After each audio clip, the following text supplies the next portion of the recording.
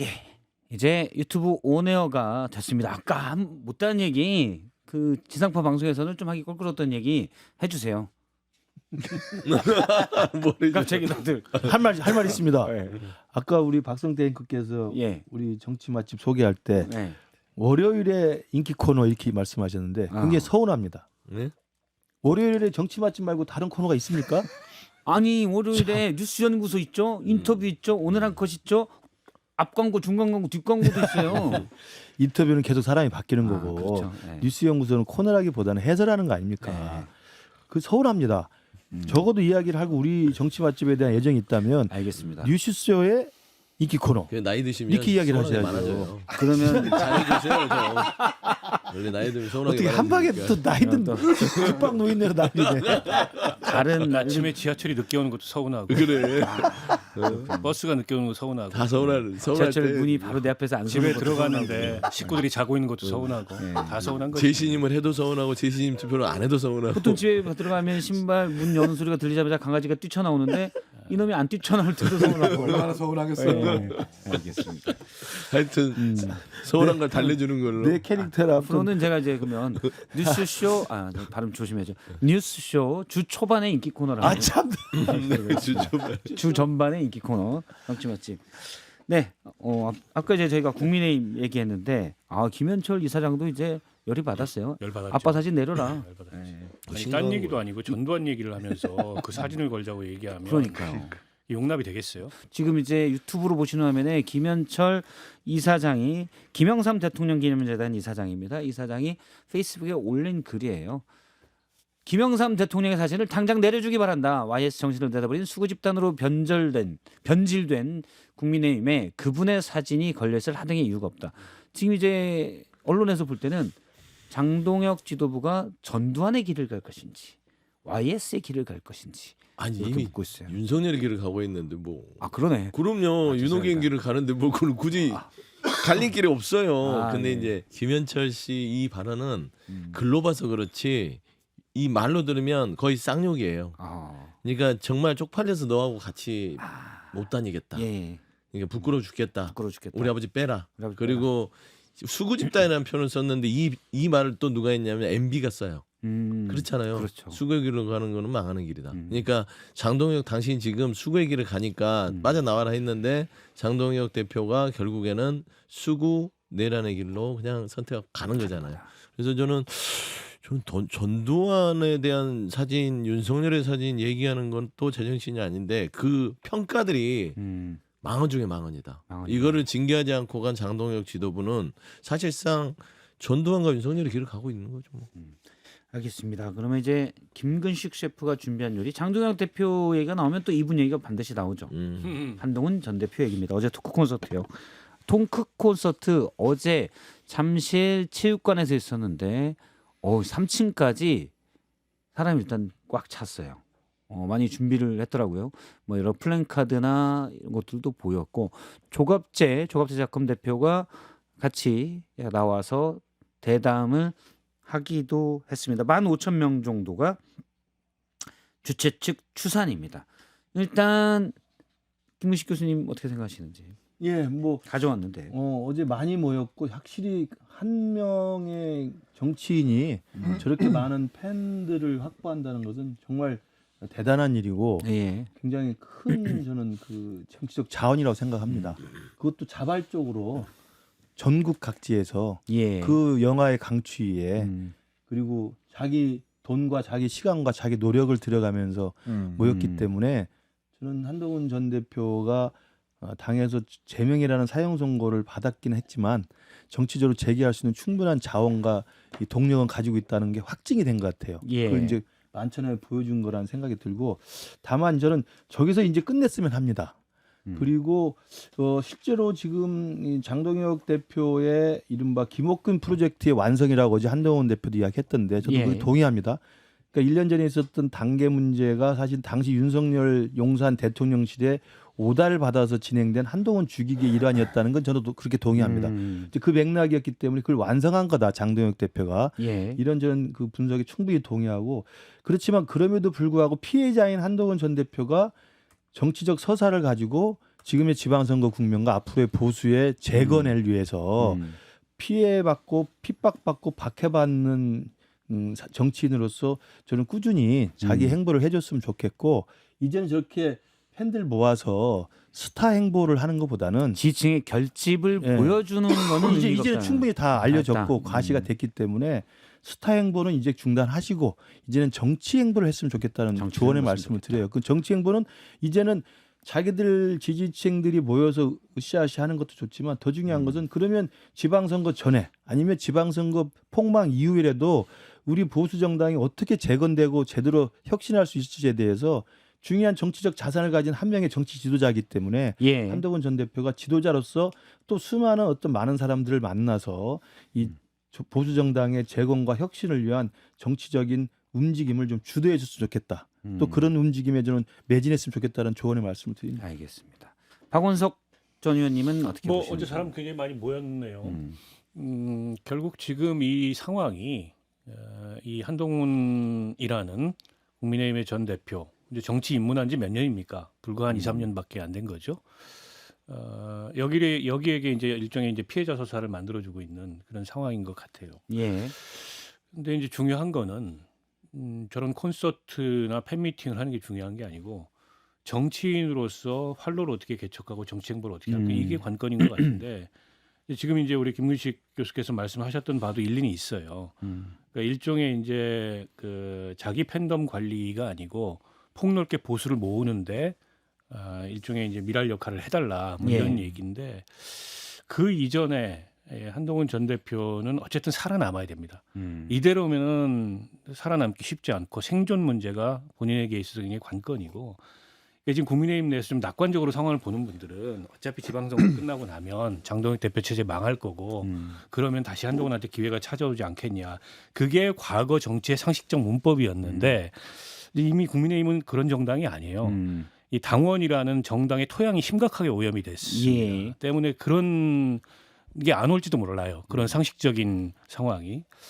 때문에 한동훈 전 대표로서 살아남는 게 과제일 거고 그래서 이제 재보궐선거 시기에 뭐 출마 검토 이런 게 나오는 게 아닌가 싶어요. 근데 뭐 출마 안 할지 안 할지 모르죠. 그리고 출마한다고 승산이 있는 것도 아니고 객관적으로 뭐 어렵잖아요. 보궐선거가 지역이 어떻게 나올지도 모르는 거고. 아니면 어느 지역도 다 어려워요. 무소속으로 나가가지고 아무리 한동훈이라 그래도 쉽지 않습니다. 더군다나 지금 민주당 대통령 지지율이 이렇게 높은 상황에서 예. 때문에 어려운데 그 어려움을 이겨내지 않으면 또 정치인이 한 고비를 못 넘는 거니까 본인으로서는 리스크가 있는 그런 승부를 해야 될지도 모르는 상황이라고 보고 저는 아까 이제 김근식 교수가 말씀하셨던 이제 그런 보수를 폭넓게 모으는 정치력을 발휘하는 거는 지금 사실은 장동혁에게 주문해야 될 일이고 그리고 당내 합리적 보수를 얘기한 수많은 사람들이 있었잖아요. 쇄신을 얘기한 수많은 사람들이 있고 그 사람들 중에 누구도 그런 일을 안 해요. 유승민 의원이 그런 일을 합니까? 뭐 오세훈 시장이 그런 일을 합니까? 아니면 누가 합니까? 그러니까 저는 왜 장동혁 대표의 저런 정치를 다들 지켜만 보고 있냐. 국민의힘이라는 정당이 답답한 대목은 이겁니다. 갑자기 든 생각이 오늘 노래는 뭐 그저 바라만 보고 있지로. 그리고 지금 엔딩곡은 준비하도록 하겠습니다. 근데 한동훈 전 대표 그 콘서트 야 팬이 많긴 많구나라는 것은 부인할 수 없을 것 같아요. 하나의 정치인이 뭐 가수나 어떤 뭔가 재능이 있어서 그런 게 아니라 뭔가 정치적인 팬덤을 보유는 했다라는 걸 인정할 수밖에 없는데 개인적으로 생각되는 게 이래서 장동혁 대표가 자를 수밖에 없었겠구나. 왜 그러냐면 예. 저기 한동훈 전 대표가 아니라 장동혁 대표를 저기 가져다 놓을까요? 똑같은 조건 하에서 계급장 떼고 그다음에 당적에서 잘리고 그래서 장동혁이 저기 서 있다면 몇 명이 모일까요?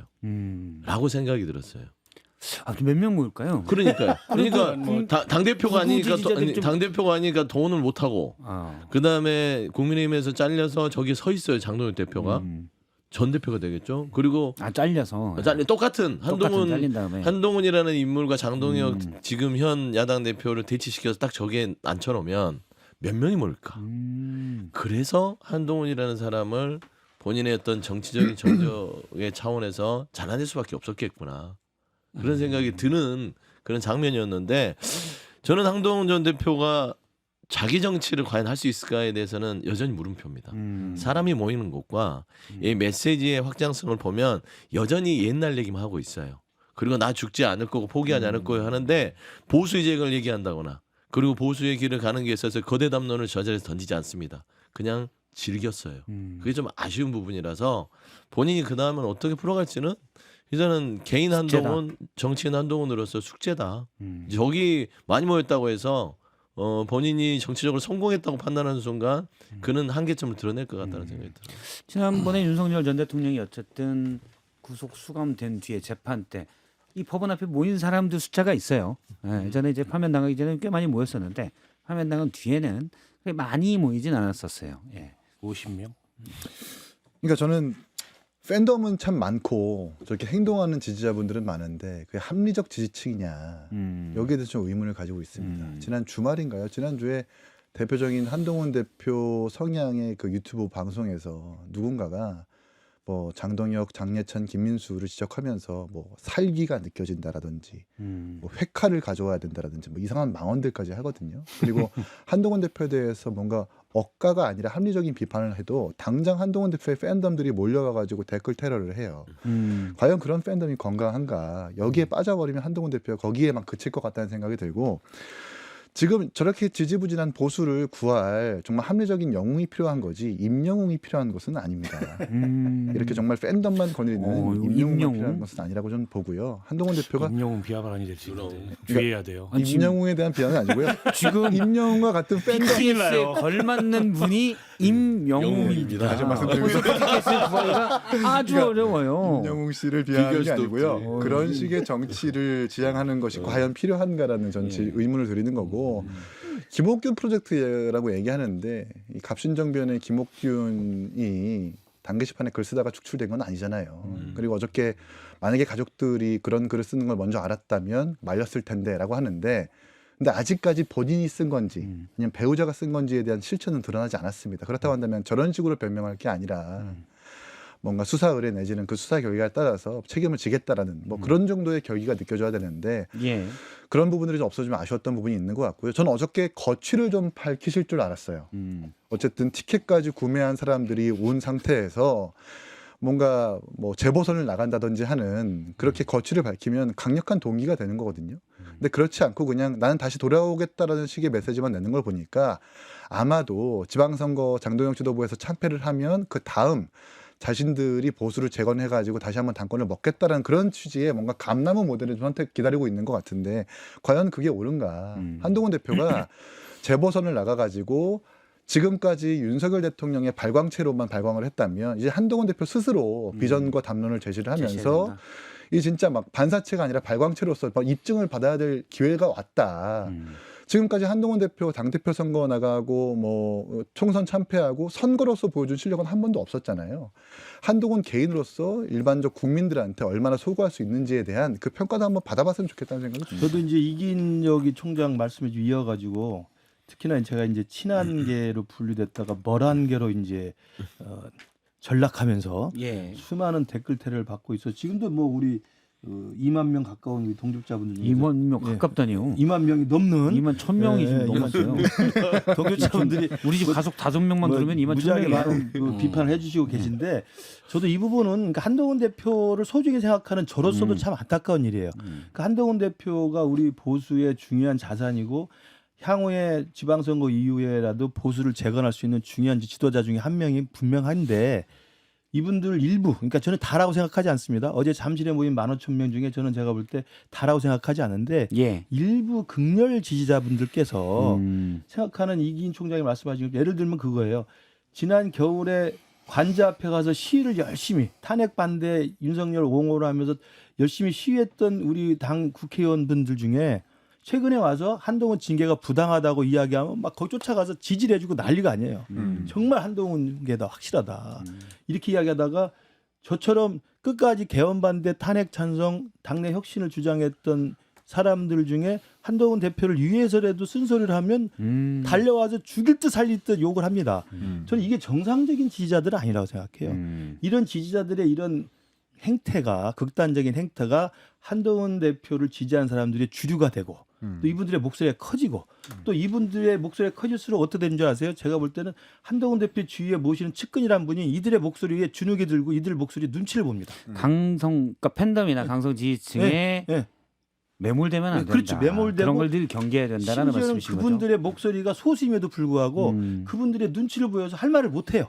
지금 그 한동훈 대표랑 가까웠던 이 패널들이나 이런 분들이 아, 저는 그래요? 그런 것들도 보면서 지금 김규식 교수님도 그러면 혹시 네. 한동훈 전 대표 지지층의 비판 또는 그런 비난을 무릅쓰고 우리는 하는 염려해서. 거죠. 우리 일종의 지식이고 무릅쓰고 낭만 하는 꼰대인데 거. 꼰대는 할 말은 하면서 낭만 꼰대는 사람 할 말은 냄새가 한다. 풀풀 나는 아주 좋은 꼰대거든요. 그러니까 냄새 납니다. 그런 식으로 이야기를 하기 때문에 이분들은 내가 뭘 잘못해서 네가 내 욕을 해 뭐 이렇게 내 비판을 해라고 기분 나빠할지 모르지만 잘 생각해 보세요. 제가 댓글을 아예 안 보는데 이런 식으로 할수록 한동훈 대표를 힘들게 하는 겁니다. 잠시만요. 아니, 제가 뭐 댓글 생각보다 볼게요. 그렇게 험악하진 않아요. 제가 지금 보고 이게 있는데 제가 제압을 하니까 당하고 있는 거 아니, 아니고 안 보시는 게 제압은 나을 아닌 것 것 같긴 같고 해요. 설득을 하니까 무시? 근데 사실 그런 김규식 교수님의 그 지적도 잘 들어야 된다라는 댓글도 37개 결국은 중에 한 개 진실이 정도 승리하게 돼 정도로 있습니다. 있다. 아니 근데 이제 뭐 이게 요즘 정치의 일종의 뉴노말이잖아요. 우리가 민주당에서도 많이 봤던 현상이고 네.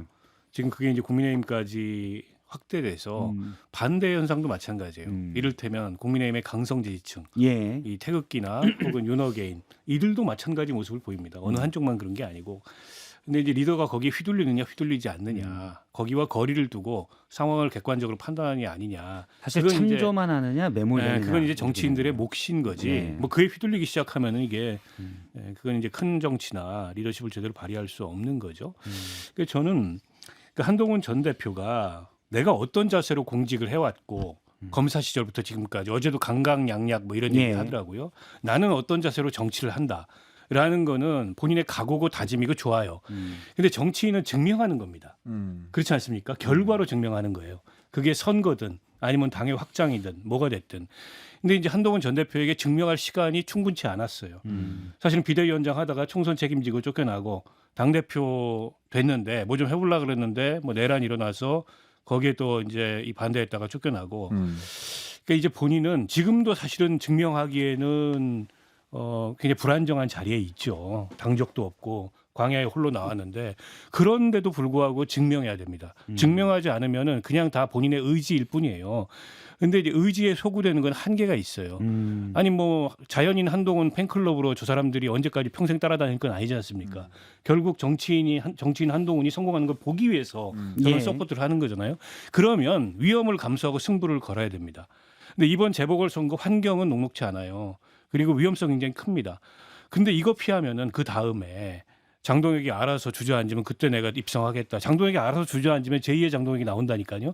국민의힘의 지금 환경은 그런 거예요. 당연히 게다가 윤호개인 세력한테 전환길이 대하는 태도 보십시오. 장동혁 너는 짝대기야. 부러지면 다른 짝대기 쓸 거야 이거잖아요. 때문에 기다린다고 오지 않아요. 결국 증명해야 되고 내 리더십은 이런 거고 나는 어쨌든 리스크가 있음에도 불구하고 리스크를 감수하고 돌파한다. 이런 걸 보여주지 않으면 제가 보기에 리더십 증명이 안 돼요.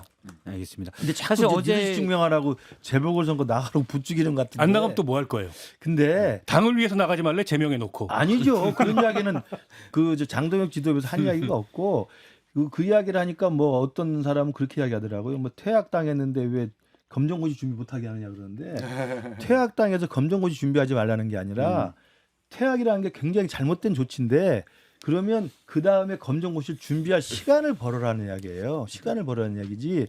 검정고시 나가지 말라고 누가 그걸 막습니까?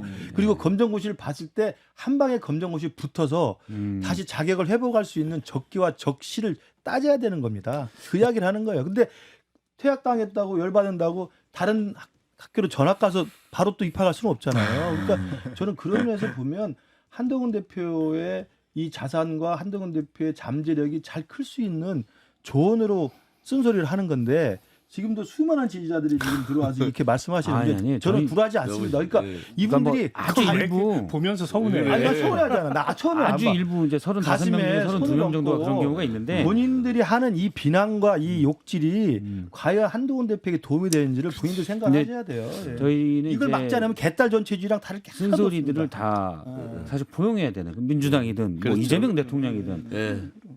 그다음에 한동훈 전 저는 대표 빠른 속도로 올라가서 그냥 저기 저는 저 동접자만 더 빨리 올라가요. 네, 그런 동접자만 보는데 2만 2천 명 가까이 보고 계신데 더 들어올 거야, 댓글은 일부 그래요. 네, 그런 거예요. 그리고 댓글에 신경 안 써도 되고 안 쓰죠. 전체 여론은 다 반영할 수 없는 것이기 지금 약간 신경 때문에 쓰시는 것 같아요. 쓰시는 것 같아서 근데 머리 끝이 약간 서 있어요. 좀 뭐 김이 나. 좀 근데 한동훈 전 대표에 대해서는 이제는 더 평가를 안 해도 될 상황이 된 것 같아요. 이제 본인이 스스로 이제 평가의 대상에 올라오는 거는 본인 몫이다. 예. 왜냐하면 이제 다 떨어졌잖아요. 그렇죠. 국민의힘 당원도 아니고 정치인 한동훈인지 개인 한동훈인지는 본인이 정치력을 보여줘야만 이제 이런 뉴스쇼에서도 다루는 거지. 다루는 거지. 이제 뭐 국민의힘의 당원도 아니고 그 안에서 장안대전에 말하자면 주인공도 아니잖아요. 조연도 아니고 주연도 아니고. 그러면 본인이 정치권에서 이제 회자가 되려면 정치 세력을 만드는 작업들을 해야 돼요. 이런 콘서트 한 번 이제 두 번 세 번 한다고 우리가 다뤄줄 필요도 없어요. 몇 명이 모였다. 왜 다뤄줘요? 정치인이 돼야 된다고요. 정치인이 정치인이 된다는 된다. 것은 본인이 뭐 검정고시 이런 게 중요한 거, 뭐 어디 재보궐 출마하는 것도 뭐 하나의 행위일 수 있으나 정치의 세력을 모아서 어떤 정치적 지향점을 내가 해내겠다라는 주장들을 그리고 그런 선언들을 함으로써 이 정치력이 남아야 되는데 이런 식으로 좀 뭐 기분 나쁠 수도 있겠으나 한가하게 본인이 한가하게 그냥 콘서트를 하면서 그 팬심만 즐기고 다니면 이제 정치인 한동훈이 아닌 그냥 한때 전 대표였던 대표였다. 한동훈으로밖에 남을 수 없다. 한동훈 전 대표 콘서트에서 기억에 남는 말이 좋은 정치를 하겠다. 그러면서 그런 좋은 헌법 말이죠. 뭐. 그다음에 사실 상식을 얘기든데 우리가- 제가 잠깐 얘기하면 저기 그 고향의 피모 씨가 그게 과연 좋은 정치가 뭐냐. 불에 맞서는 것까지는 괜찮은데 피모? 사실은 정치란 거는 이제 문제를 해결해야 되는 건데 그런 부분에 대한 것도 필요하지 않냐라는 얘기를 제가 그분 최근에 진짜 주말 잘하잖아요. 사이에 그 들었어요. 고양이 피모 씨가 네. 고향 피모 친한 씨가 분 있잖아요. 좋은 말씀이시네요. 그 저기 옛날에 수필가 있잖아요. 피모 씨 그쪽입니다. 어쨌든 알아요. 네. 그래서 제 말이 그 말이에요. 네. 그러니까 말씀한 대로 그냥 빤한 소리 하는 거 있잖아요. 좋은 말. 그러면은 정치한다는 사람이 아니면 정치는 안 한다는 사람이 좋은 정치 하겠습니다, 나쁜 정치 하겠습니다 합니까? 그러니까 그런 추상적이고 피상적인 얘기 말고 구체적으로 뭘 하겠다고 얘기를 해야 될 거 아닙니까? 어떤 세력을 모아서 우리가 반드시 무너진 이 보수의 예. 이 영역을 바로 세우겠습니다. 라고 선언을 하고 오세훈도 만나고 박형준도 만나고 유승민도 만나고 그 국민의힘 내부에 있는 의원들 대한감미래도 만나는 그런 예. 행위들을 해야 되는데 그런 행위는 하나도 없이 그냥 맨날 앉아서 좋은 정치 하겠습니다. 제가 이런 뭐, 역할을 했습니다. 그러니까 이런 거죠. 저는 뭐 하겠죠. 뭐 본인이 그냥 팬클럽하고 토크 콘서트만 해가지고 정치가 안 된다는 거 모르겠습니까? 네, 당연히 할 텐데 지금 국민의힘의 상태가 이제 누가 나서서 그런 걸 한다 그래서 그걸 인정해주는 상태냐? 저는 만인에 대한 만인의 투쟁 같은 상황이라고 생각해요. 누구도 누구를 인정하지 않아요.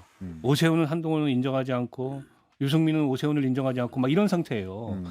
그렇다 보니까 이게 마음이 모일 만한 어떤 이 근거도 없고 기준도 없다. 이런 지리멸렬 사분오열 상태인 것 같고 근데 한번 생각을 해보죠. 우리가 상상력을 발휘해서 이 사태가 지났어. 지방선거 폭망했어.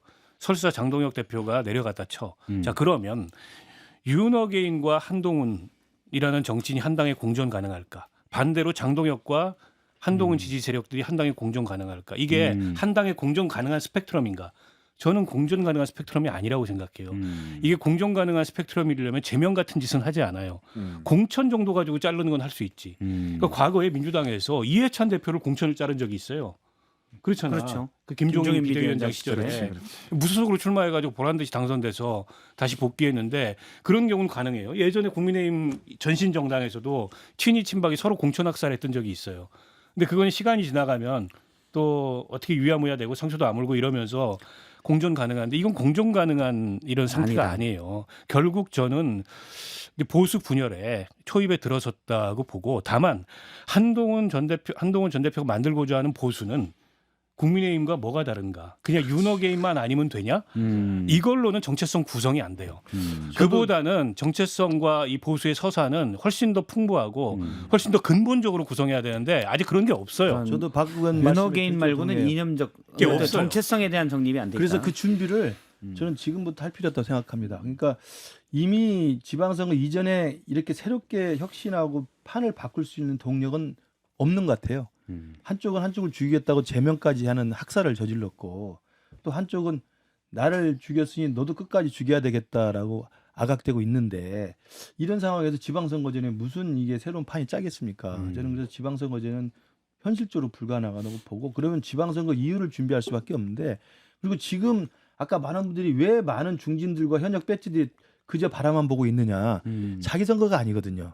이게 지방선거 끝나고 총선 국면으로 넘어가야 본인들이 죽으냐 사느냐라는 이 기로에 서야만 움직일 거예요. 그래서 지방선거 이후에 판을 새로 짤 필요가 있다고 보고 그 판은 아까 박원석 의원이 말씀하신 대로 정교하게 준비를 해야 됩니다. 그러니까 윤호개인이나 친한개냐 싸움의 어떤 그 종지부가 아니라 새로운 보수의 내용과 정체성과 비전이 무엇인가를 놓고 이제는 당 내외를 막론하고 저는 거기 이준석 대표도 들어와야 된다고 생각해요.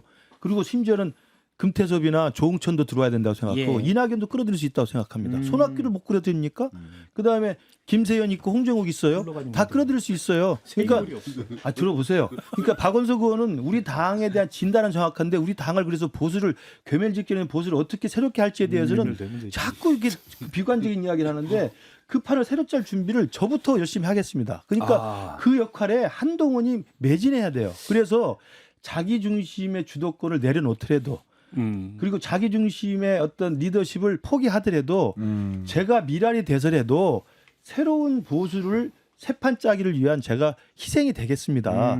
다 도와주세요. 그러면 오세훈 손도 잡고 이준석 손도 잡고 그리고 유승민 손도 잡고 못 잡을 게 뭐 있습니까? 그러면 이준석 대표의 최측근 중에 한 분에게 좀 물어보겠습니다. 한동훈 전 대표가 손을 내밀면 이준석 대표는 잡습니까? 아니 저희는 처음부터 한동훈 대표에 대해서 부정적으로 평가하지 않았다니까요. 아니 그러니까 지금 처음엔 네. 그랬다 치고. 아니, 근데 지금은 너무 멀리 와버렸어요. 그리고 친한계 패널들이 한 말들이 너무나 많아요. 명태균 이슈 관련해서도 기우제 지냈었던 분들이 그분들이고 예. 한동훈 대표는 저희한테 무슨 뭐 이낙연 대표와의 그 합당 불가피한 파기를 통해서 6억 보조금 사기한 정당 아니냐 이렇게까지 얘기했는데 지금 보세요 여러분들 한동훈 대표 토큰 콘서트로 지금 매출 올린 게 6억 정도 됩니다. 그리고 그 대관료가 54만 원에다가 유료 입장료 8% 하면은 이게 이래도 손을 잡아야 됩니다. 아니 어떻게 이게 개혁신당은 손을 잡을 생각 없는 것 같아요. 이게 이제 저는 그렇게 진단하거든요. 보수 괴멸의 원인이 뭐 윤석열이라고 평가들 하지만 전 보수 괴멸의 결과가 윤석열이라고 생각을 해요. 그러니까 윤석열이 계엄을 하는 그 이르는 과정에서 사실 국민의힘이 똑바로 정당의 역할을 했다면 전 계엄을 안 했을 거라고 봅니다. 그 상황에서 동조했었던 것이 한동훈 대표라면 정말 주류가 돼버린 윤호개인 세력 내지는 이 윤석열 대통령의 복귀를 바라는 이 주류 지지층들을 어떻게 설득하느냐에 대한 실력을 보여줘야 되는 건데 한동훈 대표는 그런 게 없어요. 그냥 단지 계엄에 반대했으니까 내가 저 유일한 적장자다라는 것밖에 없는 거거든요. 과거 이준석 대표가 부정선거 세력이 있음에도 불구하고 PPAT 내지는 여러 가지 담론 통해서 국민의힘을 3번 연속 선거에서 승리시켰던 것처럼 그런 비전이 필요한 건데 한동훈 대표는 그런 게 보이지 않아요. 그냥 단지 난 계엄에 반대했던 유일한 1인이다. 예. 그렇게 따지면 민주당 전부 다 계엄 반대인데요. 뭐 저희 개혁신당도 뭐 마찬가지고. 이대로 가면요. 예. 지금 일본 총선이 끝났잖아요. 그래서 중의원 465석 중에 자민당과 유신의 연합이 350석 이상을 차지할 것 같아요. 3분의 1을 넘기는 3분의 1을 넘겨서 단독 과반은 물론이고 그냥 단독 개헌 발의까지 예. 가능한 상황이 되는데 이렇게 돼요. 다음 총선에. 다음 총선에 이렇게 될 겁니다. 국민의힘이 그렇게 국민의힘은 한다는 거죠. 그렇죠. 완전히 쪼그라들고 일단 현재의 지방선거 민주당이 총선까지 2년이 남아 있어요. 지배적인 중도보수 정당이 되는 과정에 있는 거예요. 그 초입에 들어섰어요 지금. 그러니까 지금 김근식 교수님이 하신 얘기가 원론적으로 맞는 얘기고 누군가는 나서서 그런 정치를 해야 되는데 제 얘기는 한동훈한테 그걸 주문하기 이전에 아무도 그런 정치를 안 해왔고 지금도 안 하고 있다는 거예요. 하자고 열심히 해야죠. 아니, 박원석 열심히 하세요. 의원도 반성합니다. 늘 공부는 누구든 하자고 반성해야 해요. 그런데 책상에 앉는 사람이 없다는 거지. 공부해야지. 근데 책상에 안 앉아요. 공부하려고 책상에 앉으려면 유혹이 너무 많죠. 많죠. 또 나가서 이따가 해야지. 그러다가 이제 세월 가는 것이고 박원석 의원님 얘기한 대로 그 일본의 자민당의 현상 자체가 2년 뒤에 이 대한민국에서 벌어지지 않을 거라고 누가 장담해요. 뭐 김근식 교수님은 뭐 2년이나 남았어요. 지방선거 끝나고 우리가 하면 총선에서 또 우리가 또 나름대로 역할을 할 수 있어야 하는데 예.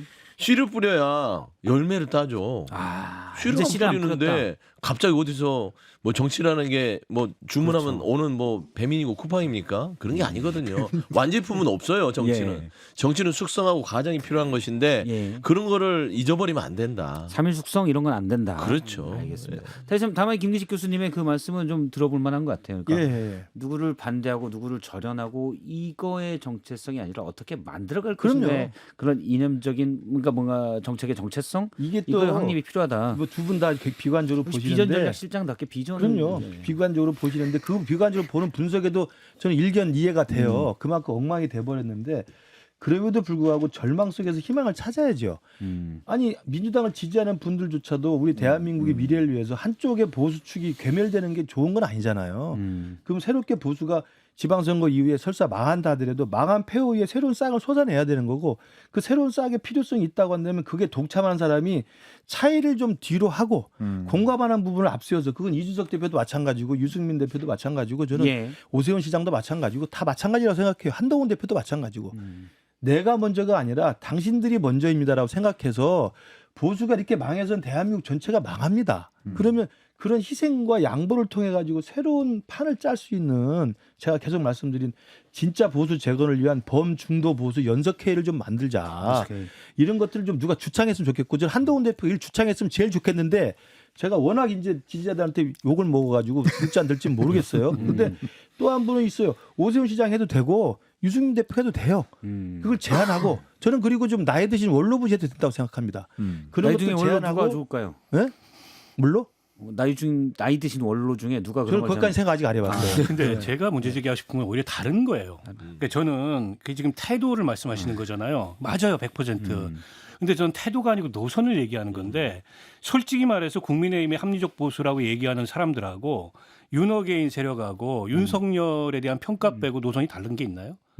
저는 그걸 얘기하는 거예요. 노선이 다른 게 없어요. 노선이 다른 게 없다. 그러니까 새로운 보수라는 것에 노선이 없습니다. 정체성이 그냥 없고. 새로운 예를 들어 개혁 보수다, 중도 보수다 또는 합리적 보수다라고 얘기하지만 그런 내용, 의제, 네. 정책 이런 걸 가지고 보수가 자기 존재를 증명하거나 아니면 자기 대중을 만든 지가 너무 오래됐어요. 그런 게 없어져 사실 버렸어요. 대통령 권력과의 관계에서만 이게 그거밖에 구분됐을 없어요. 뿐이지 그게 정책적 노선에서 구분이 안 없는 게 됐다. 아니고요. 지금 박원석 의원이 몰라서 그런데 2020년에 미래통합당 만드는 게 하나의 사례가 됩니다. 내가 몇 번 말씀드렸잖아. 미래통합당은 총선 앞두고 만들 때 아니 미래통합당 만들 때 혁신통합추진위원회 바로 정체성 노선해 가지고 공화주의에 대해서 이야기해서 당헌 당규 바꾸고 정강정책에서 그 내용들 다 한 적이 있어요. 그러니까 알겠습니다. 그것들이 지금 중요하게 부각되지 않고 그냥 윤석열이 어떻게 할 것이냐 한동훈과 장동혁이 어떤 것이 이것만 가지고 우리가 물어보니까 하는 것이지 그 당시 혁통추나 창당준비에 만들어서 제가 그때 참여해서 알지만 철저하게 많은 노선과 비전에 대해서 이야기를 논의해서 그걸 정강정책에 다 반영했어요. 알겠습니다. 그런 부분은 충분히 할 수 있습니다. 그러니까 그거는 당시에 김은식 교수님이 다 만들었다니까 그건 일단 저희 전체 카톡방에 파일로 보내주신 다음에 제가 다음 주에 잠깐 얘기를 해보도록 박경희 하겠습니다. 시장한테 그건 달라고 하겠습니다. 그때 아, 박경희 그때 안 시장 갖고 위원장이 계세요? 했으니까 저는 안 갖고 있죠. 그때. 참여만 했고 갖고 계시는 않구나. 아니 벗지마 그걸 갖고 있습니까 그걸? 거봐. 정강정책이 있다니까 지금. 거봐. 구성원들도 몰라 박경준 보네. 시장님한테 얘기해서 받아서 제가 보고 정강 정책용이야. 정강 정책이 어떻게 체화되지 다른지. 않았어. 그러니까 그게 우리 당 양당 정치 한계예요. 근데 그런 논의를 다 합니다. 새로운 판을 짜서 새로운 당을 만드는데 그런 논의 안 할 수가 있어요. 아, 정강정책부터 하는 거지. 아니 이게 알겠습니다. 너무 어렵게 가는데 저는 선언적 의미에 대한 요구를 하는 거예요. 한동훈 전 대표에게 기대를 한다면 정치는 선언을 통해서 시작하는 건데 한동훈 전 대표 어제 콘서트로 다시 돌아가면 무슨 선언을 했는지 모르겠어요. 좋은 정치하겠다. 나 죽지 않았다. 뭐 터미네이터처럼 나 다시 돌아온다. 돌아오겠다. 이 외에는 돌아서 뭐 할 건데요? 나는 선언이 없어요. 보수를 내가 바로 세우는 중심에 서서 내가 반드시 대한민국의 보수, 무너져버린 보수를 세우는 역할을 하겠습니다라는 선언이라도 해야 예. 그다음 정치 행위들이 뭐 이 어떤 지금 장동혁 지도부의 이런 행태를 가지고는 선거를 못 치른다고 우려하는 사람이나 윤호견 세력에서는 보수가 망하겠다 우려하는 사람들이 그 막대기라는 한동훈을 보고 모여들 거 아니에요. 근데 선언이 없으니까 사람 많이 모였네. 근데 좋은 정치 하겠다고? 그러면 우리는 좋은 정치 안 하나? 이런 의문으로 가기 때문에 좀 답답한 어떤 지적들이 구체적인 지금 선언이 오는 필요했다. 거예요. 그렇죠. 저희가 이제 한동훈 전 대표 얘기는 지지자들 여기까지 아니 여기 하고 청취자들 댓글 중에 네. 다음 주제로 가랍니다. 그래. 아, 거기 있었네. 것도 없어. 한동훈 전 대표 얘기는 또 댓글에 여기까지 돌아가면 하고 안 된다니까. 아니 맞는 말인 것 같아요. 맞는 다음 말이에요. 주제로 가라. 맞아. 야당에서 나오고 있는 너무 권력 길게 투쟁이기 했어. 때문에 너무 길게 제가 했어. 나름의 의미 있게 좀 다뤄봤고요. 마지막으로 이제 소영주 셰프가 가져온 법원 얘기입니다. 요거 얘기 전에 저희가 간식이 준비가 됐습니다. 사실 장동혁 전 대표 단식 때문에 간식을 좀 못 먹기도 했었는데 이제는 뭐 단식도 끝났고 민폐예요, 민폐. 네, 간식을 좀 간식도 못 먹게요. 네, 좀 재밌는 얘기 좀 합시다. 외제 트윈스님께서 하셨는데 유통기한을 잘 봐주세요. 유통기한 지났어요? 유통기한 있어요? 유통기한 지난 거 좋았어? 아니야. 아이고. 그러면 국민은 유통기한 이렇게 지났지. 2026년 2월 13일까지네요. 2월 13일까지. 얼마 안 2월 남았네. 13일까지 네, 유통기한 있어요. 13일이구나. 13일이면 13일에 조국신당에 말한 합당 시한 입장을 결정해라라는 시한이 13일이 금요일이야. 13일을 맞췄어. 13일은 금요일이네요. 불길한데. 불길한 날이에요. 예. 무슨 일이 생기는데? 아니 조국 대표가 그날로 데드라인을 걷잖아. 이 유통기한은 좀 과제 이름이 뭐예요? 이 간식? 모르겠어요. 아니 근데 모두 다 2월 13일이 유통기한인 걸 찾아온 것 같아요. 그러니까요. 찾아왔어. 아 그렇네. 종류가 다 다른데 2월 13일이네. 2월 13일이요. 합당이 2월 14일까지 유통기한이다 이 말이네. 아니, 우리 제작진이 13일까지 이걸 또 입장을 내라. 생각하시느라고 14일까지 입당 참 머리 내라. 많이 쓰셨겠다. 그러니까 라고 하는 건데 이건 이제 합당 얘기를 해야겠네요. 뭐 제 사법부 얘기는 뭐 나중에 하더라도 네. 이제 간식이 합당으로 들어왔으니까. 그렇죠. 근데 조국 대표가 조금 제가 봐서는 좀 무리수를 던진 거는 같아요. 그러니까 이번에 민주당과의 합당 자체에 최대 수혜자는 조국 혁신당이라는 건 누구도 부인하지 않습니다. 예. 근데 13일까지 최후 통첩을 그쪽에서 던져요. 그건 뭐냐면 두 가지 같은데 하나는 최근에 이제 민주당 내에서의 문건이 공개되면서 전략적으로 굉장히 조국 대표 입장은 자존심 상한 것이고 그러면 조국 혁신당의 구성원들은 이러고도 할 거냐라는 걸 잠재우려면 최소한 자존심을 세우는 메시지를 내야 된다는 네네네. 측면에서 무리해서 13일까지 최후 통첩을 던졌다. 그래서 저는 이게 조금 뻥카일 가능성이 있다. 일단 달래기용. 달래기형. 그리고 저는 합당을 속으로는 바라나 조국혁신당 내부의 불만을 달래기형. 그렇죠. 우리가 내부 뭐 이렇게, 불만 이렇게 달래기용. 끌려다녀야 돼? 우리를 막 수주 취급하는데? 우리가 이런 자존심이 거에 대해서 없는 것 같아?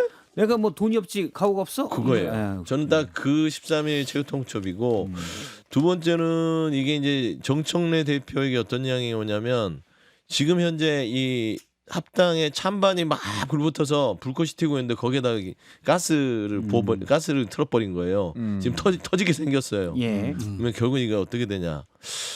아, 이게 어렵게 되는 거 아니야?라고 보는 게 일반적일 것 같은데 조금 더 제가 분석을 들어가면 정청래 대표 입장에서는 여기서 수그려 버리면 나머지가 지방선거 끝나고 나면 연임에 대한 동력이 확 빠져요. 다소 무리를 하더라도 결국에는 전당원 투표에 기대서 갈 수밖에 없는 수밖에 막다른 없다. 골목이다. 결국에는 아시잖아요. 궁지에 몰리면 쥐도 고양이를 묻니다. 근데 전당원 투표 가면 될 것 같아요, 안 될 것 같아요. 뭐 가까스로 될 거는 같아요. 예. 뭐 그리고 이제 정청래 대표만 있는 게 아니라 지원군들이 있어요. 그거를 우리가 잊어먹어서는 안 된다라는 측면에서는 결국에는 조국 대표는 자존심을 세우기 위한 13일 최후 통첩 정도로 좀 분석이 됩니다. 근데 어제 고위당정이 있었잖아요. 예.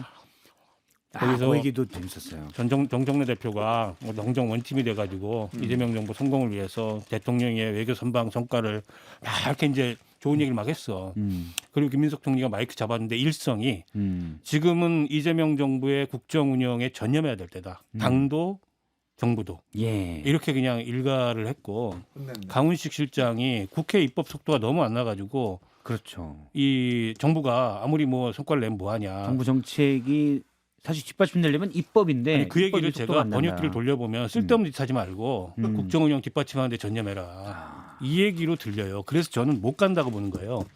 그 얘기에다가 저 전준철 건까지 결쳐가지고 아니 지금 정청래 대표 위치에서만 보면 서영주 소장이 얘기하는 게 맞아요.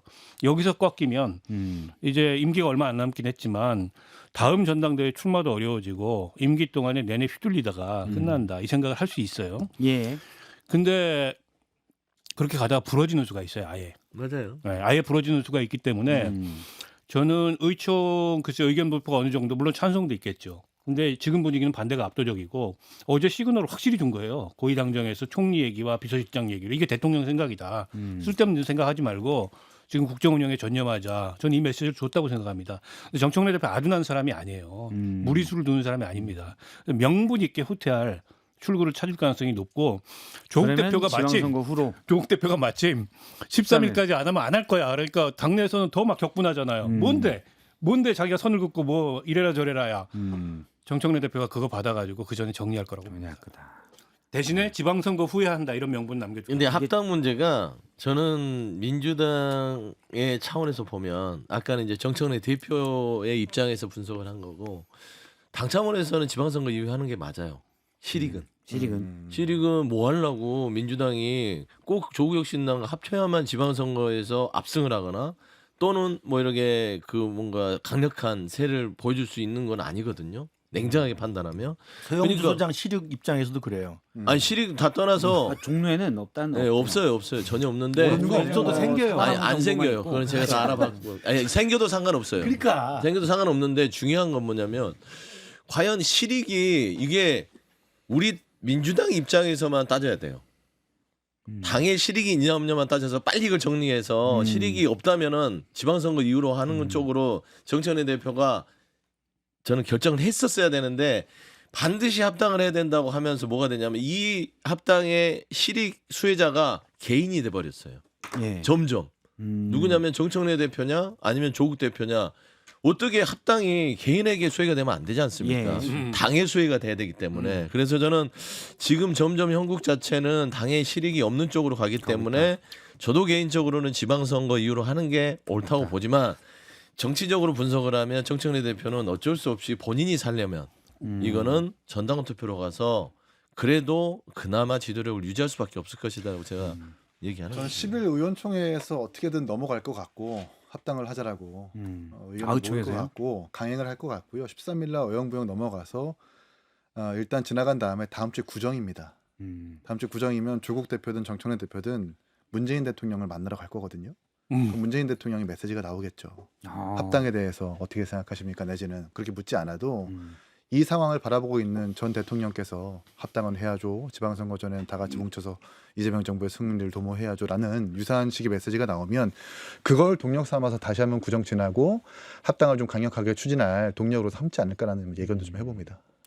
만약 근데 그렇게 된다면 또 약간 뭐랄까요? 이른바 개파 갈등이랄까? 이런 건 더 커질 수도 있을 것 같은. 원래 느낌이 지난주까지만 좀 해도 들어요. 사실 개개인의 어떤 개별적인 의견으로 그쳤는데 이번 주말 지나면서 약간 반대가 조직화 세력화되는 느낌이 좀 양상이 크고 또 김어준 씨, 유시민 씨가 참전을 하면서 이게 뭔가 합당에 대한 어떤 정당성 그리고 이익과 어떤 문제점을 정확하게 구분하고 진단하는 게 아니라 약간 세력 다툼 내지는 권력 다툼으로 지금 약간 비화되는 게 있는데 이걸 정리하기 위해서 문재인 대통령이 나설 수 있지만 그 자체로 권력 투쟁을 더 심화시킬 수 있는 가속화시킬 수 있는 여지도 있다. 저는 문 대통령이 안 나설 거라고 보고 바람직하지도 않아요. 여기에 전직 대통령까지 등장을 하면 진짜 그때는 개싸움 됩니다. 그거 등장하면 안 되고 그 전에 정리해야죠. 그 전에. 이거는 전망이기도 하고 저는 그렇게 해야 된다는 조언이기도 한데 예. 이번 주 내로 정리해야 됩니다. 이게 지방선거 전에 지방선거를 위한 합당을 할 거라면 모르되 그게 아니라면 이번 주 내에 정리해야지 이거 가지고 길어져 봐야 좋을 게 하나도 없고 사실은 김어준 씨나 유시민 작가의 참전이 오히려 더 불을 지폈어요. 불을 지폈다. 반대를 조직화시키는 역할을 만들었습니다. 그러니까 김어준도 유시민도 이런 식으로 민주당을 좌지우지하려고 그러면 안 돼요. 더 이상. 예. 본인들이 당원이길 합니까? 뭘 합니까? 그냥 외부에 이 조언자로서 기여하는 역할을 하면 됐지. 아니 그 유시민 장관이 거의 뭐 김민석 총리를 완전히 그냥 저격했잖아요. 후단협 얘기까지 예. 하면서. 그러면서 이걸 정당화시키려고 했지 않습니까? 그리고 이해찬 전 총리 유지라면 합당이 맞다. 그 무슨 근거예요, 그거는? 그냥 자기가 이해찬 전 총리를 잘 알기 때문에 감으로 그렇다는 얘기입니까? 원래 이해찬 총리의 보좌관을 했었죠. 아니 그러니까 그래서 그런 식의 이제 이 당무 개입이죠 사실상 이게 지금 반대 측의 저항을 더 조직화시키는 측면이 있어요. 근데 여기에 문재인 대통령까지 등장하면 진짜 그때는 개싸움 돼요. 하면 안 돼요 절대로. 김어준 씨 방송도 사실 민주당 지지층에 영향이 큰 유튜브에서 유시민 또 영향이 큰 스피커인 유시민 작가가 나와서 김민석 총리를 저격하는 걸로 보이는 메시지가 나오면 이게 이제 이쪽에서는 더 반발하는 그래서 권력 자천에서 투쟁으로 나가죠. 비춰질 수밖에 아니, 없는 그런 상황이 된다는 자천에서 말씀. 나오는 막 이렇게 문제죠. 내전이 명청 대전이 확대되는 걸 저는 정청래 대표가 당분간 조금 고기를 숙일 거라고 생각합니다. 그래서 저는 지금 이 상황에서는 지금 불리하다라는 판단을 할 거고 그러면 무리한 싸움을 밀어붙이기보다는 물론 이제 6월 지방선거 승리라고 하는 본인의 또 성과가 있을 거 아니에요. 그러면 그걸 가지고 물론 8월달 바로 전당대 한다 하더라도 그 2개월 상간에 자기들 스스로의 지지세를 결집해서 다시 한번 승부수를 띄우는 게 낫지. 지금 이 상황까지 왔는데 무리하게 밀어붙여서 합당을 강행한다 하더라도 예. 물론 아까 서영주 소장 말대로 뭐 근소한 차이로 이길 수는 있겠죠. 전당 투표를 붙이면 뭐 1대 0이 중요하나 3대 0이 중요하지 않다 뭐 이렇게 이야기하는데 그렇게 해서 근소한 차로 밀어붙여봐야 정청래 대표의 지지 세력을 눈으로만 확인시켜 주는 거예요. 그러면 그 싸움을 가지고 무리하게 해서 지금 살아있는 권력인 대통령과 각을 세우는 게 과연 당대표 연임 도전에 도움이 될까? 저는 판단을 했을 때 정청래 대표의 계산 방식대로 한다면 저는 이 상황에서는 적당한 명분을 가지고 포기하는 게 아니고 합당을 처리하는 게 아니고 미룬다. 합당을 미루는 걸로 저는 정리를 할 것 같아요. 근데 뭐 정청래 대표가 계속 얘기했던 합당의 첫 번째 목표는 지난번에 초선 의원들 만났어도 그랬습니다. 지방선거에서 3~4% 차이로 질 수도 있는 부분들이 있다. 절박하다. 그래서 합당이 꼭 필요하다. 그런데 사실 지방선거 이후로 미룬다면 이 명분 자체는 가장 내세웠던 명분은 빠지는 거죠. 아니, 조국 혁신당 입장에서는 사실은 이번 지방선거 전이라는 게 조국 대표가 사실 보궐선거에 들어가서 국회의원 배지를 달게 하는, 그래서 당내에서 민주당 내에서 어느 정도 세력을 확보하는 이게 가장 큰 게 될 텐데 지방선거 이후가 되면 또 여기에 대한 그러니까 그 동인이 사라져요. 그러니까 이게 부가적인 부분인데 말씀한 대로 지금 큰 축에서 정청래 대표가 지금 주장하는 바는 당원 주권이잖아요. 예. 그래서 1인 1표를 통과를 시켰어요. 근데 이게 13일 날 조국 대표의 최후 통첩 때문에 이걸 추구 전략으로 삼은다. 그렇게 정치를 아주 얕게 하진 않아요. 결국에는 전당원 투표로 갈 겁니다. 왜냐하면 당원한테 물어보고 제가 결정하겠습니다. 할 수밖에 없어요. 당원 주권이잖아요. 그래서 이거를 뭐 합당이 찬성이냐 반대냐가 아니라 이제는 예를 들어서 이 정도는 가죠. 이 합당을 지방선거 전에 찬성하냐 지방선거 후로 하냐 이 정도의 추구 전략은 짤 수 있는데 이걸 당원들한테 물어보고 빠질 거예요. 그러니까 결국 당원 투표까지 당원의 간다. 투표. 그래서 당원들이 지방선거 이후에 똑같은 말이지만 이후에 하자면은 본인이 당원들의 뜻을 존중해서 합당을 하되 지방선거 이후로 하고 간다. 합당을 하는 거예요. 그러면은 당원들이 지방선거 전에 해야 된다. 예. 왜냐면 조국 대표 이런 출마 이런 부분도 있기 때문에 그래서 당원들이 하라면 당원들이 하니까 이거는 당내 반대에도 불구하고 지방선거 전에 하니까 이 스케줄대로 하겠습니다. 저는 이 출구 전략을 저는 정치원에서 생각하고 내가 있다고 봐요. 물어볼게요. 그냥 합당을 할 거니까 말 겁니까 물어보면 전당원 투표에서 할 거라는 사람이 많겠죠. 근데 지금 서 수장 말대로 합당을 지방선거 이전에 할까 지방선거 이후에 할까 물어보면 제가 볼 때 지방선거 이후에 할까 훨씬 그렇게 많아요. 되겠죠. 아니 그러니까 시기를 넣으면은 그럼 이유가 시기를 돼요. 넣으면 아니, 그러니까 결국에는 이게 이제 출구 전략이 그렇게 간다는 소리예요. 설명이. 그러니까 합당은 무조건 전제로 가되 출구를 짤 때는 전당원 투표에 명분을 쌓고 지방선거 이후로 빠지더라도 당원한테도 물어봤고 결국에는 의견도 존중하면서 본인의 지도력은 최소의 누수를 가져올 수 있는 방안을 결정할 가능성이 그게 높다. 이제 이렇게. 우회 전략이 알겠습니다. 되겠죠. 13일이 마지막으로- 넘잖아 그러면. 예? 13일이 넘잖아. 13일은 넘을 것 같아요. 아 그건 조국 대표 얘기는 뭐 그건 우리 꼭 그럼 이제 받아들일게요. 서영주 소장이 가져온 얘기 비상시에 사법부 얘기를 해야 되는데 그 전에 급한 얘기가 있어서 우리 댓글 중에 저는 그거 안 해도 하나 돼요. 하고 가겠습니다. 네. 순호님께서 앞서 한 10분 전쯤에 의견을 주셨어요. 저 회사 빨리 가야 하는데 커피 언제 주나요? 이분 드리겠습니다. 일단 커피 받고 회사 가세요. 예, 요거는 이제 댓글을 안 적으셔도 됩니다. 슈퍼챗을 순호님. 보내는 분들이 있는데 이거 소개를 좀 해주세요. 근데 5만 원 보내신 분들. 아니 근데 저희가 특정 뭐 정치적이고 슈퍼챗을 다 읽어주시는 건 왜냐하면 아니에요. 슈퍼챗에도 내 비난이 많아요. 근데 그걸 읽으면 안 아니, 돼. 슈퍼챗이라고 읽지 해서 무조건 않겠다고 하는 이런 건 분이 아닙니다. 보내주셨다. 그렇지. 그거지만 하면 이런 되지. 분이 보내주셨다는 해야지. 워터 X1J님 5만 원 보내주셨습니다. 커피? 내가 볼 때 계속 대단히 지는 거래. 감사합니다. 아니 이게 무조건 뭐 슈퍼챗을 물론 보내주신 마음은 고맙지만 그렇다고 무조건 소개하는 건 아니라는 거. 그걸 미리 말씀을 드립니다. 한 번도 소개 안 했잖아요. 저는 딱 이게 비중을 감안해서 물론 정확하게 기계적으로는 제가 못하죠. 예. 저도 이제 방송하다 보면 댓글을 다 볼 수가 없으니까 그냥 그렇다는 거 말씀을 드립니다. 예. 뭐 지저스 러브님이 아기인 아웃 그랬는데 전 이기인입니다. 아 여기는 성이 아기는 아씨가 아닙니다. 예, 못하겠죠. 예, 예. 앞서 뭐 비슷한 것도 있습니다. 돌아와요. JYB 멘트님께서 종로 서영주, 송파병, 김근식 둘 다 가보자고 했는데 종로에서 일단 나중에 혹시 서영주 씨 찾으면 없습니다. 영주가 아니라 용주입니다. 서영주입니다. 영주라고 영주가 옛날 이름이긴 해요. 제가 어렸을 때 이름이 영주에서 영주로 진짜로요? 바꿨어요. 개명하신 거예요? 네, 원래 영자 혹시 뭐 어디서 돌림이어서. 돈을 많이 빌리고 바꾸거나 그런 건 아니죠? 아니 3살 때 바꿨어요. 아, 2살 때, 2살 때, 어, 3살 때 어. 바뀌었죠. 알겠습니다. 안 예. 바꿨어야 그런 거? 뭐야 또? 저는 그런 걸 믿지 않습니다. 뭐 오뚜기님께서는 이것도 뭐 그 슈퍼챗과 관계없이 저는 이렇게 촌철살인들을 다루는 걸 좋아합니다. 앞서 김근식 교수님이 한동훈 전 대표에 대해서 뭐 조언 또는 쓴소리를 했을 때 오뚜기님께서 주셨어요. 어제 콘서트 너무 잼났어요. 그다음에 개소리하지 마세요라고 적었습니다. 저는 사랑둥이님께 커피를 미리 드리겠습니다. 아, 그래요? 제일 잘생기고 품위 있으신 분이 저 커피 한 잔 주세요. 제가 드리겠습니다. 알겠습니다. 사랑둥이님. 오. 저희 외모를 이렇게 들으면 안 하려고 그랬는데 아니 그냥 전 찬스를 잡았을 뿐입니다. 알겠습니다.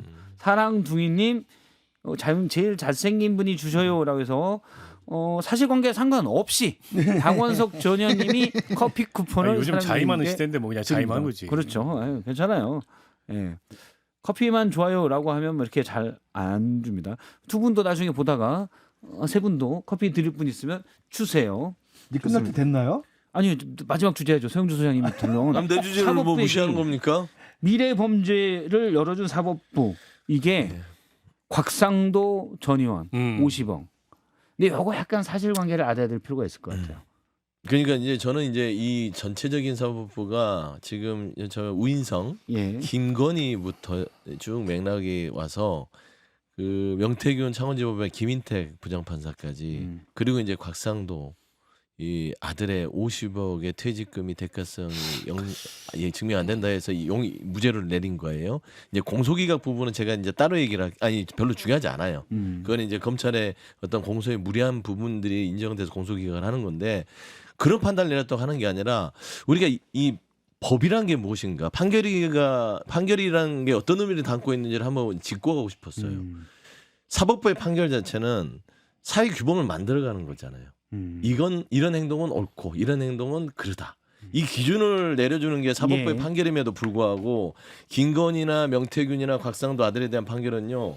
사회의 기준 자체를 굉장히 무너뜨려버린 판결을 내리고 있는 거예요. 그걸 이제 비상시라고 제가 예쁘게 얘기했는데 이런 분들이 판사를 해야 되느냐. 라는 개인적인 생각을 갖고 있어요. 최소한 사법부의 판단이 기계적으로 일반인보다는 조금 더 전문적인 판단을 내리는 근거를 법전을 통해서 내리지만 예. 그래도 대한민국 국민들이 갖고 있는 법상식을 완전히 배제할 수는 없는 거 아니겠어요? 근데 이 김건희한테 내린 판결, 명태균한테 내린 판결, 곽상도 아들한테 내린 판결을 보면 이거 말이 돼?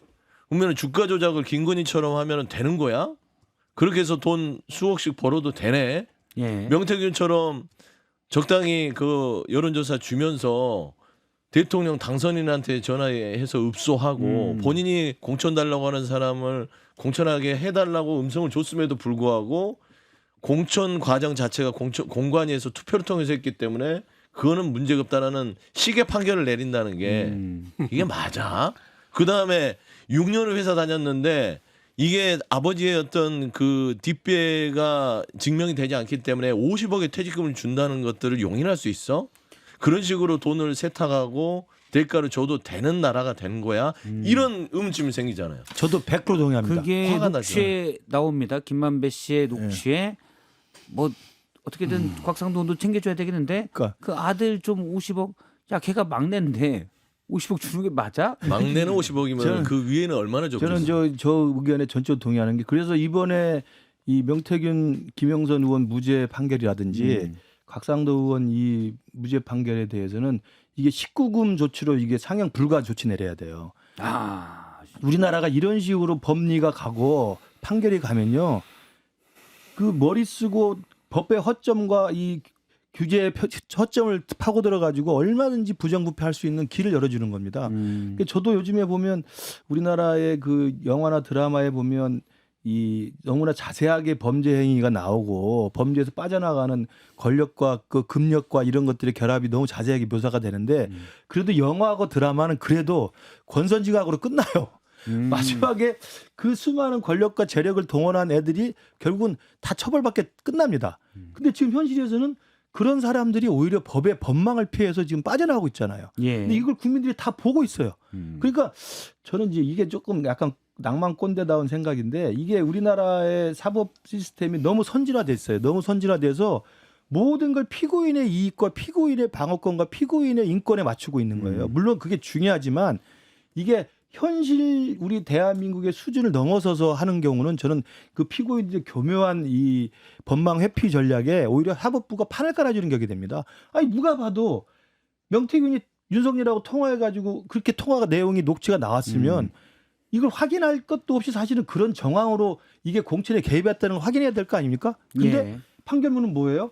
아 그런 전화는 있었지만 공간위에서 다수결로 표결해서 결정했기 때문에 대통령이 직접 개입했다 증거가 없다. 물론 증거를 못 찾은 건 검찰의 무능력이죠. 그러면 증거가 없다는 이유로 그러면 그걸 그렇게 무죄 처분하는 게 맞느냐.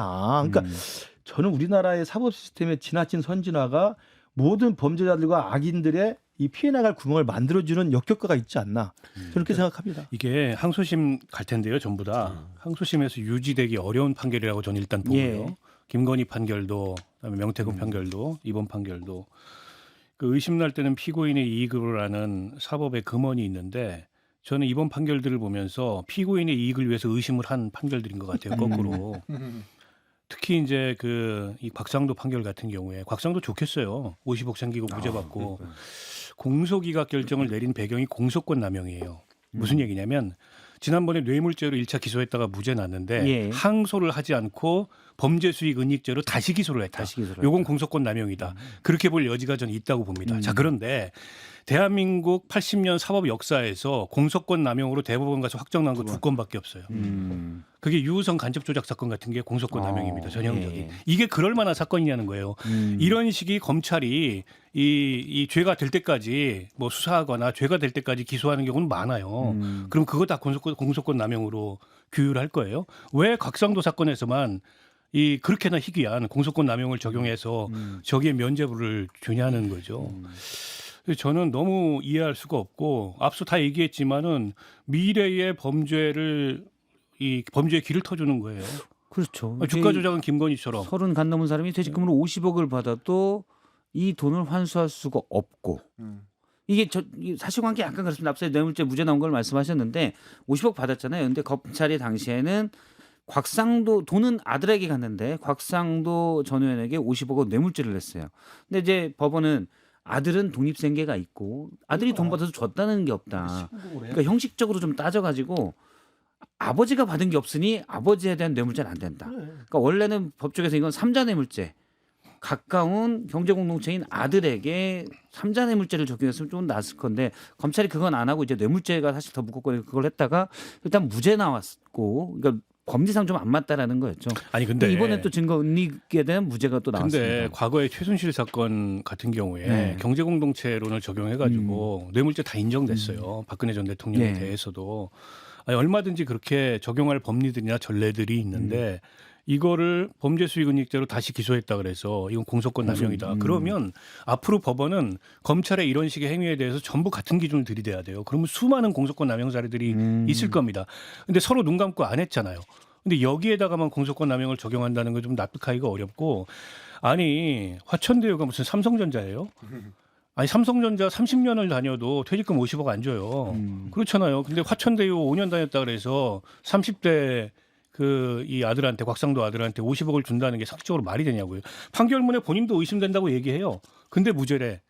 이거 누가 이해할 수가 있겠어요. 50억 퇴직금을 30대 초반이 받았는데 법적으로 처벌할 수가 없다.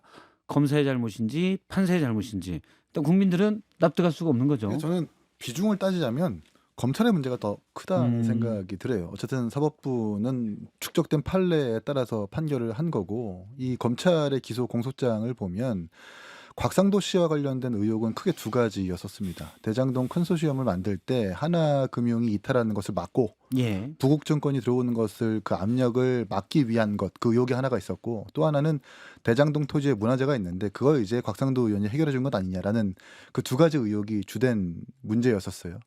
그런데 2023년 2월부터 10월까지 검찰이 수사를 하면서 거기에 초점을 맞춰가지고 증거를 찾으려고 했던 게 아니라 이 돈은 사실 유동규 씨한테 갈 돈이었는데 곽상도의 아들한테 갔다라는 거기에 초점 맞춰가지고 증거를 찾다 보니까 별다른 입증을 못한 겁니다. 그럼 재판부는 이걸 가지고 사실관계도 부족하고 증거가 부족한데 어떻게 이 법감적으로만 재판할 수 없는 거니까 그 부분도 좀 부족한 게 있다고 저는 생각을 하고요. 물론 당연히 방금 박원석 의원님 말씀하신 것처럼 공소기각 판결도 전 되게 이례적인 거라서 비판받아야 된다고 생각을 합니다. 그리고 전 이것과 별개로 좀 비판하고 싶은 게 민주당이에요. 50억을 받은 곽상도의 이 공소기각은 비판해야 되는 거고 4천억 번 남욱의 항소 포기는 그건 그럴만한 일이냐. 사실 이 두 개의 사건이 별개의 사건이 아니거든요. 대장동 컨소시엄에서 김만배 씨가 곽상도 곽변 씨한테 돈을 준 겁니다. 완전 별개의 사건도 아니고 SPC가 두 개가 아닌 거예요. 근데 대통령과 가까운 범죄인 것 같은 남욱 씨 같은 경우는 항소 포기가 그럴 만한 거고 곽상도 같은 경우는 이렇게 분노가 치민다라고 하는 것은 국민들이 어떻게 받아들이겠어요. 둘 다 사실 비판받아야 되는 거다. 저는 제가 말을 그러니까 김영선 의원이 뭐라 그러냐면 네. 이거 항소 포기해야 되는 거 아니냐고 요즘 분위기에는 이렇게 분위기에는. 주장을 해요. 곽상도도 그런 말해요. 그러니까 사법 시스템이 엉망이 돼버렸어요. 에서 항소 포기가 있었고 일부 무죄에 대한 그리고 지금 위례 사건 이건 210억 원 정도의 배당 이익에 대한 있었는데 이것도 이제 이건 다 무죄 나왔어요. 근데 여기에 대해서 항소 포기를 또 검찰이 했습니다. 저는 이제 제가 말하고자 하는 이 취지는 이 사법부의 판단 자체가 어떤 의미를 갖고 있는지 제발 판사들이 엄중하게 좀 인식하라는 얘기예요. 항소 포기라고 민주당이 뭐 그거를 왜 비판하지 않냐? 여기는 정치적 영역이고 저는 대한민국의 사회 규범을 세우는 입장에서는 판사들 역할이 중요하다고 보는 겁니다. 예. 설사 검사나 검찰이 좀 다소 빈약한 공소장을 갖고 왔다 하더라도 판사가 봤을 때 이 부분에 있어서 보완이 요구되거나 아니 혐의에 대해서 이 공소장 변경 부분들을 요청할 수 있단 말이에요. 그럼 그거는 판사가 나름대로 사회규범을 세운다 했어서 최종 판단처기 때문입니다. 예. 전문가잖아요. 전문가이기 때문에 독립성을 우리가 인정해주고 사법부의 권위를 판단에 또 대해서 인정하는 이래라 저래라 안 했던 것은 당신은 대한민국의 그래도 최고의 법률적 최종적인 전문가이기 때문에 당신의 의견을 존중한다는데 이런 식의 판단을 자꾸 재판부가 내린다는 것은 사회규범을 깨는 행위들이에요.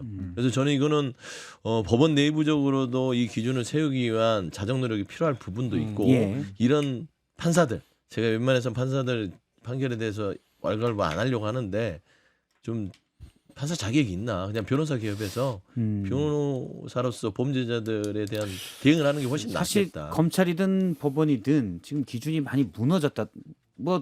뭐가 어떻든 간에 결과적으로 국민들 신뢰를 못 받는 부분이 있어서 기준을 다시 세우는 작업이 필요하지 않나라는 생각이 듭니다. 판사 가족들이 많으신가 갑자기 법원 비판을 하니까 3천 명이 나갔네. 그거는 이제 저 거의 커피 주고 끝났어요. 끝났어요. 돼서 그래. 커피 일단 오늘 굉장히 오래 하네. 제가 드리겠습니다. 오래돼서 예. 써니 5785님이 커피 요청이 이렇게 많으면 믹스 커피로 바꿔서 많은 사람들에게 주는 건 어떨까요? 라고 믹스 커피? CBS의 재정도 걱정하시는데 믹스 커피 마음이 예뻐가지고 예. 써니 5785님께 드립니다. 저도 한번 드리겠습니다. 예. 뭐 너무 많은 욕을 먹어서 별로 기분 나쁘진 않은데 테스형 5 그다음에 숫자 2 알파벳 Q 테스형 5 숫자 2 알파벳 Q 평론계의 두점코 김구식 교수님 화이팅. 이렇게 이런 분도 계시네. 살아있는 지식인이시네. 근데 그분이 한 분이 똑같은 얘기를 같이 하셨어요. 뭐 누가요? 비슷한 얘기로 똑같은 두쫑 평론계의 두콘축 김기식 교수. 아무튼 이제 테스 형님 커피 드리도록 하겠습니다. 형수님 여기서 이러시면 안 되는데 선생 주사님 이거 제명당할 사례예요. 저는 바로 밑에 있는데 아까 많이 있었는데 제가 오늘 볼펜 안 가져와서 몽실 스토리 3574 네. 소영준님 흥하십시오. 선생님 좀 재밌고 이렇게 재밌는 게 아까 있었는데 제가 오늘 펜을 적어놓으려고 했는데 이거를 못 아니 이 가져왔어요. LHJ-P2R님이 박앵커님 볼에 바람 넣은 거 너무 귀여워요. 어떻게 했어요? 이렇게 하지 않았는데요. 그다지 귀엽진 않은데. 동자몽 뭐 드려요? 주머니 드려야죠. 동자몽 박앵커 같은 칭찬했는데. 그래? 이렇게 저기 재밌는 걸로. 이런 게 재밌어요. 아까 LHJ님 거 똑같은데 서영주 단독샷에 걸리는 김근식 옆모습 폼 미쳤다. 단독샷에 김근식 교수님 약간 머리를 진입시켜 주세요. 요 폼 머리를 왔다 갔다 해보세요. 하얀 거를 약간 아니요, 머리로만. 머리로만. 네, 지금 유튜브로 보시면 서영주 단독샷에 김근식 교수님 백발이 머리가 나를 걸려요. 봐야지, 나를. 살짝. 그래야 모습이 보이지. 나를 좀 왜요? 앞으로 와서. 아니야, 앞으로 와서 나를 눈을 할 내밀고 때 나를 봐야지. 하는 거야. 여기 걸리네 백발이. 제가 보니까 다시 그렇게 멋있지는 않은데 멋있진 않아, 그냥 하예요. 서로 디스하는 분위기네. 이런 게 재밌는 것 같아요. 지인사 대청민님 이분 한 번 더 드리겠습니다. 그냥 너무 재밌어요. 김근식, 박원석 너무 말 많아요. 다른 패널들이 나이 때문에 배려 안 했으면 해요. 고루 의견 듣고 싶네요.라고 하셨는데 제가 볼 때는 자중하겠습니다. 서영주, 이기인 두 분이 나이로 배려하는 분들은 아닙니다. 이건 사실관계가 틀려요. 그죠? 나이로 놀리는 애들이지. 그냥 이분들이 많은 거예요. 아니, 같이 늙어가는 건데 뭐. 그리고 따지고 보면 김근식 교수님한테 많고 이긴 선수는 좀 억울하겠지만 아닙니다. 같이 늙어 가는 게 40대 이긴 총장님이 연배가 40대. 84년생입니다. 개띠는 아니죠. 그렇습니다. 쥐띠입니다. 쥐띠. 개띠는 아니고. 교수가 개띠면 말 이제 많은 건 뭐 이해할 일이죠. 개띠면 이제 94년생이야? 근데 50대, 92년생이면 둘 중 하나. 50대. 아 94년생이구나. 예, 알겠습니다. 50대. 예, 아까 지인사 대천명님도 커피 쿠폰을 드리도록 하겠습니다. 아, 요거 재밌는 거 있었는데 못 봤다. DHKC님. 앞서 이제 법원 얘기하셨잖아요. 서영주 로스쿨 가서 판사하자. 예. 돈 좀. 돈 돈이 있으면 들구나. 가지. 예. 이런 얘기가 있었다는 거. 오늘 시간이 많이 됐습니다. 여전히 많은 분들이 봐주셨고요. 좋아요 3,000개 이상인데. 예. 네, 오늘 네 분의 말씀은 여기까지 듣도록 하겠습니다. 김근식 실장님, 이기인 사무총장님, 서영주 소장님, 박문석 조연님 고맙습니다. 감사합니다. 네, 오늘도 유쾌한 공론장 박성태의 뉴스쇼 유튜브까지 다 마무리했습니다. 여러분 오늘도 좋은 하루 되시고요. 노래는 아까 국민의힘 지금 의원들 뭐하냐? 그저 바라만 보고 있지를 남이 버전으로 듣도록 하겠습니다. 이 노래 아시죠 다들? 그저